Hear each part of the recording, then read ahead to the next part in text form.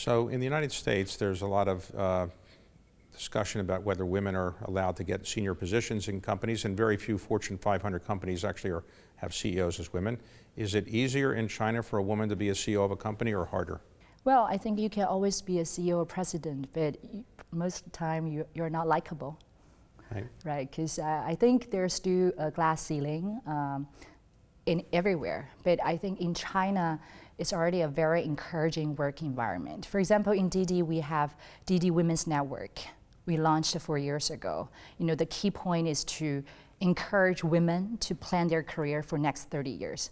Like David, when you were young, you must have planned your career for the next 30 years. But it's a challenge for young girls, say, what I want to do for my next 30 years, because they always feel their life will pause when they have kids, when they get married.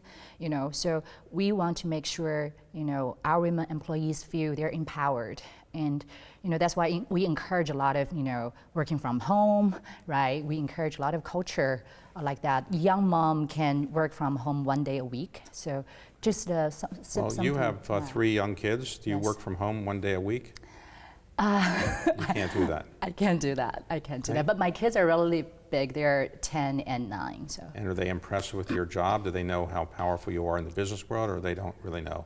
They know, but they don't think me as powerful. They think mom always have a lot of problems, because I do go back home and discuss with them, my work issues. And in my view, the younger Generation Z, right? They have more access to information than we do. So I think they have very independent views. So we talk a lot. So for many women in China and elsewhere, but certainly in China, you're a role model.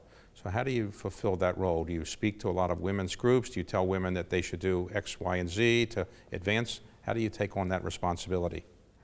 Well, first of all, I think we're all learning and growing. I wouldn't consider myself as a role model, but I would consider myself as someone who loves to share my own life experience, because I have also experienced ups and downs personally, right, and professionally. So I think the best way is to share your life story without really telling people what to do, right? Because people will get inspired anyways.